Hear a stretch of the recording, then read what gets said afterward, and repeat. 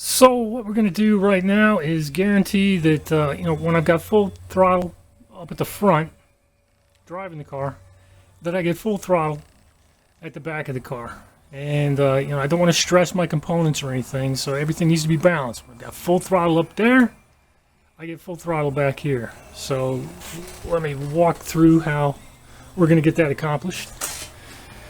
Let's come up here to the front.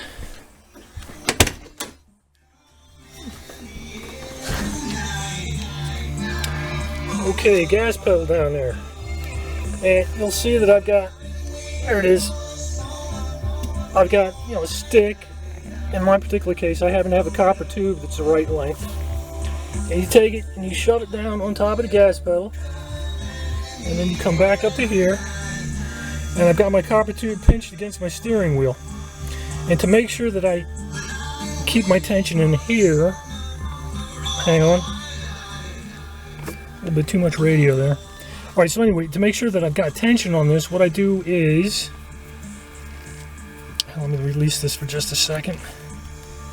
Okay, you take the steering wheel, you cut the wheel up this direction a little bit. This is going to be hard to show while simultaneously doing all this stuff. This is not really hands-free operation. But let's get back down there to the gas pedal. Take your piece of stick, your tube or whatever, you pop it down there, you shove that down all the way. I mean, there's a mechanical stop, at least, I'm running the factory pedals. So I've got a mechanical stop down there, and I am fully depressed down at that point right there. So you come back up here to the steering wheel, and take your steering wheel, and you're going to turn it a little bit. Okay, so I've turned the steering wheel a little bit. I'm going to take my copper tube, I'm going to pin it against the steering wheel. Now the steering wheel is going to try and turn back this direction, which is going to put a force into this, and the force is going to push it down against the gas pedal. So that's what I do up here at the front. And that's going to hold my gas pedal in place at this end. Fully stopped at full throttle on this end. So we come back to this end. And at this end, of course, we are attached. Got that right there. But you have to come over here to both throttles. I've got, of course, one's here, and we got this one here. And let's see if I can get a nice shot of this. This is part of the, well, it's not part of the linkage really, but part of the carburetor assembly that is part of the carburetor. It's not like this is linkage that comes with the linkage kit. But you'll see this big flat stop right there. Okay? And then you see this flat edge right there. At full throttle, that flat edge should be down against this. So up at the front, I've got full throttle.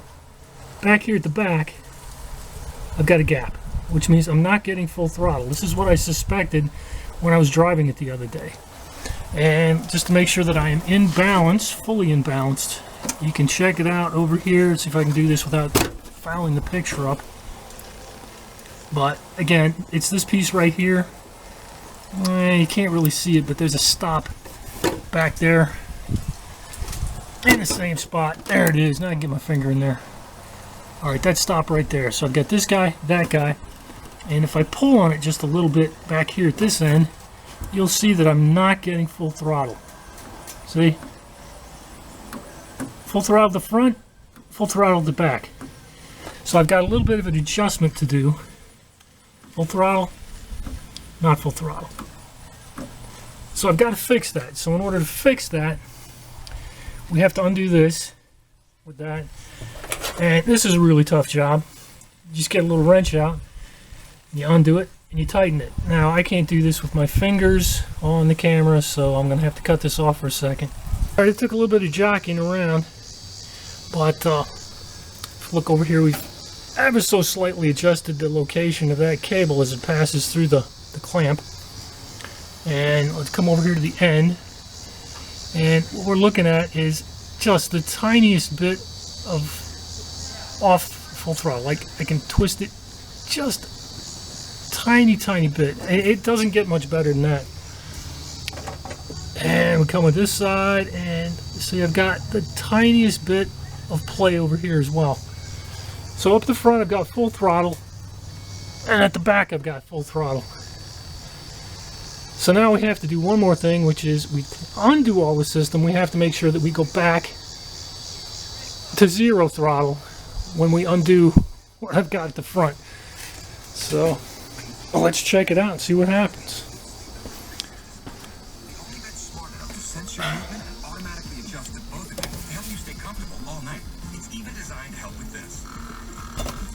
Plank, alright, does that. Let's get that out of the way.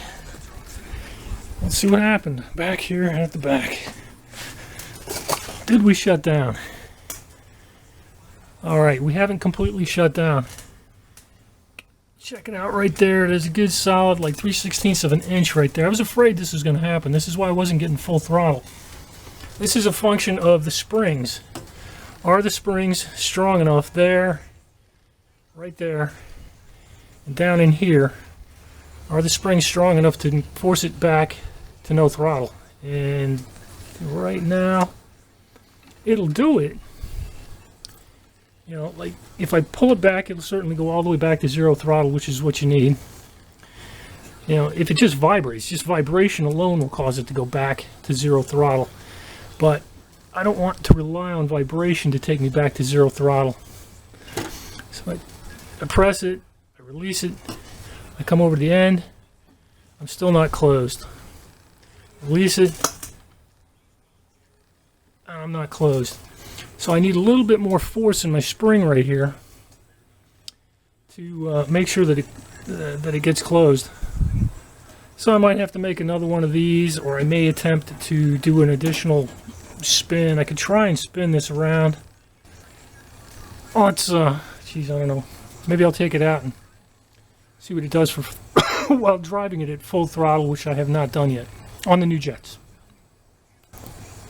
Okay, so we're up. After vibrating, it closes down, no problem. This guy closes down, no problem. I had kind of low air pressure in my tires, so I got the old pump out over there. Got a little air in my tires. Maybe I'll be able to coast a little bit easier.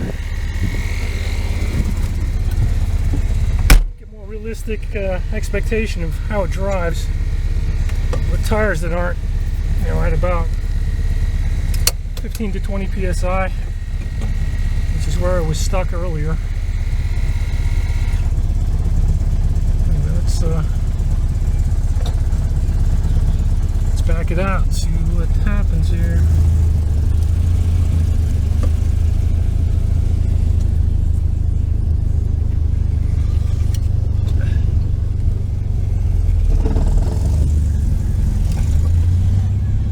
The idle does not want to settle down.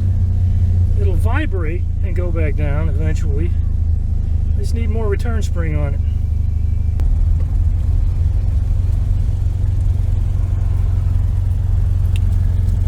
Alright, come back over here to the driver's seat again. Alright, Sundays are nice, not much traffic. Not too much traffic on a Sunday. Let's get straightened out here.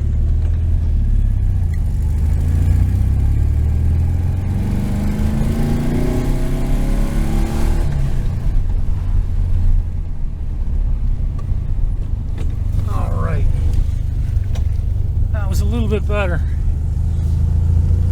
Hit about 4,000 RPM yesterday before it began to die off. Made it to about 4,250 today, which is pretty good. That's about where it should be. Let's see here. Got one guy coming that way. Let's let that guy get out of the way.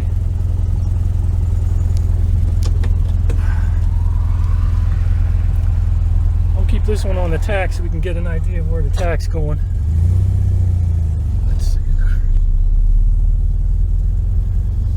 Alright, we're out and straight. Let's get it into second gear. Alright, now let's focus on that tack and give it a blast here.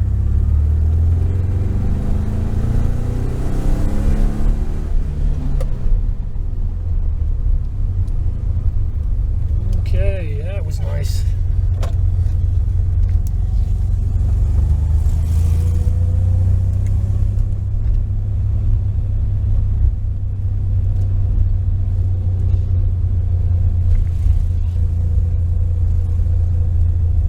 Again, we got some traffic. Let's let that traffic clear out in here.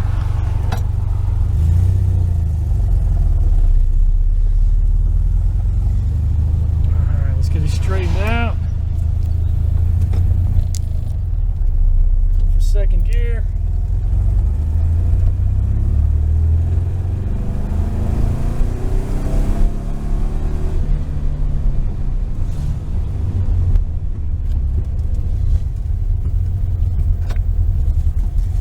That's definitely more like it. That's 4,500. It was still hitting pretty hard. I don't want to go more than that. That's about all I think I've got built into the. I think that's about all the valve springs can handle.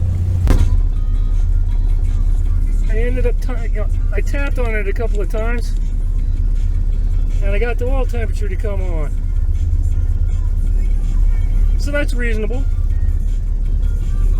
Let's take it around. I mean, it's been sitting here for a couple of minutes, probably 10. So that might be a little bit low. Why don't I drive it just a little teeny bit more and see what it actually settles down to. Okay, we just went around the block and let's see here.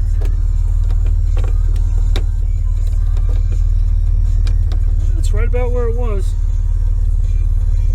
That's pretty good, pretty solid. It's not getting too hot. Not sure what cylinder head temperature is, but that's okay. Got to work on the idle. That's a bit high, and we've got some decent oil pressure. That's good for now.